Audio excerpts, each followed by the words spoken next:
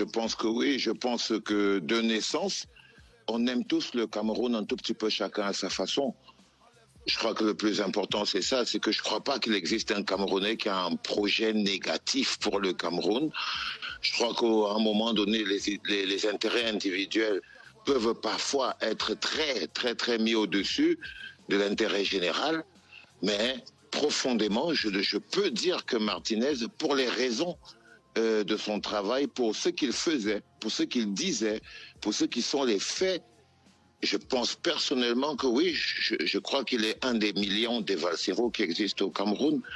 Et encore, je pense qu'il fait partie de ceux qui ont décidé de prendre la parole.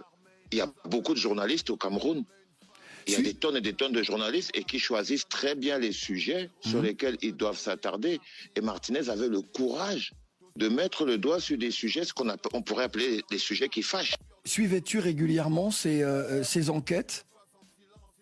Quand j'étais au Cameroun, oui. Quand je suis parti hors du Cameroun, c'était avec Espace parce qu'il faisait une quotidienne, embouteillage. Donc, je ne pouvais pas écouter 5 jours sur 5, mais j'en avais pour 2 jours sur 5, 3. Donc, j'étais toujours au courant de ce qu'il faisait. Comment as-tu appris son assassinat, enfin le fait que dimanche nous ayons retrouvé son corps? Comment l'as-tu appris et quelle fut ta réaction? Je l'ai appris par les réseaux sociaux. Et comme beaucoup de Camerounais, j'étais sûr et certain qu'à un moment, il allait réapparaître vivant. Je n'aurais pas imaginé un seul instant qu'il serait mort. Et vous imaginez la tristesse qui est la mienne et la tristesse des millions de Camerounais, parce que son émission Embouteillage, c'était pas rien. Pour des millions de Camerounais, c'était un exutoire. Voilà enfin une bouche qui parle pour nous. Voilà enfin quelqu'un qui dit ce qu'on aimerait dire. Voilà enfin quelqu'un qui a le courage. Parce qu'au-delà d'être seulement journaliste dans un contexte comme celui qui est du Cameroun, il faut parfois aller un peu au-delà. Parce qu'un journaliste, c'est aussi en fonction du contexte. Je vais vous prendre un journaliste ukrainien, et il ne traite pas l'actualité en Ukraine comme un journaliste russe, ou bien avec la partialité, ou bien avec quoi. Il a toujours un petit coin qui penche vers un autre. Et je crois personnellement que oui, les journalistes dans un contexte comme celui du Cameroun, c'est pas évident. Alors justement, que dit cette mort, cet assassinat du Cameroun d'aujourd'hui? Je pense qu'il faudrait qu'on remette un tout petit peu la balle au centre. Il faut savoir que ce que c'est le Cameroun. Le Cameroun, c'est un pays magnifique, mais malheureusement qui subit une dictature et une conservation de pouvoir énorme. Et l'un des mécanismes de conservation de pouvoir, c'est de contrôler la communication, c'est de contrôler l'information. C'est de pouvoir donner aux gens l'information qu'ils croient être au service de la conservation de pouvoir. Et les journalistes travaillent dans ce contexte-là. La plupart des journalistes au Cameroun sont des journalistes de la conservation de pouvoir, c'est-à-dire des journalistes qui évitent les sujets qui fâchent. Et l'une des particularités de Martinez, c'était ça, c'est de ne pas avoir peur des sujets qui fâchent. Et je crois que c'est ça, on peut dire dans une dictature, on va dire c'était une erreur, parce que beaucoup de journalistes disent « Ah, on lui avait pourtant dit que frère, tu n'es pas obligé de parler de ça. Tu pourrais parler de l'inauguration d'une école, tu pourrais parler de la nomination d'un préfet. On fait tout ça, on raconte tout ce qui se passe.